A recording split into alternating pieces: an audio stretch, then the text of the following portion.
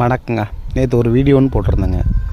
Business பண்ணதுனால எனக்கு ஒரு 10 லட்ச ரூபா லாஸ் ஆகிடுச்சு அப்படின்னு சொல்லி ஒரு வீடியோன்னு போட்டிருந்தேன்.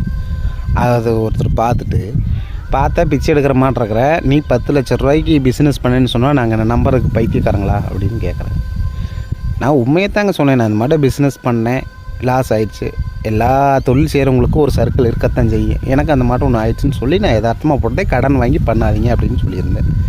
அதுக்கு அவர் சொல்கிறாரு, நீ வீடியோக்காண்டி நீ என்ன வேணாலும் போடலாம், நீ 10 லட்ச ரூபா இதாகிடுச்சு அப்படின்னு சொன்னால் நாங்கள் நம்பருக்கு என்ன பைத்தியக்காரங்களா அப்படின்னு கேட்டாங்க. நான் யதார்த்தமாக தான் சொன்னேன். என்னங்கிறீங்க, அவன் 105 ரூபாய்க்கு வட்டி வாங்கி அந்த பிஸ்னஸ் பண்ணி அந்த பிஸ்னஸில் நம்ம லாஸ் ஆகிடுச்சு அப்படின்னு சொல்லி மனவேதனையோடு இருக்கிறவங்களுக்கு தான் அவங்களுக்கு தான் அதோட வலி வேதனை தெரியும். ஈஸியாக கமாண்டில் சொல்கிறவங்களுக்கு ஈஸியாக தான் இருக்கும். அதுவும் அந்த கமாண்டை பார்த்துட்டு நான் படிச்சுட்டேங்க. படிச்சுக்கு முன்னாடி காலையில் பார்க்குறேன், அந்த கமாண்ட் டெலீட் பண்ணிட்டாங்க. அவ்வளோதாங்க. நான் என்ன பண்ண, உண்மையை தாங்க சொன்னேன். இதில் என்னங்க ஒரு தப்பு இருக்குது, நீங்களே சொல்லுங்கள் பார்க்கலாம். வீடியோக்காண்டி நான் என்ன வேணாலும் சொல்கிறேன் அப்படிங்கிறாங்க.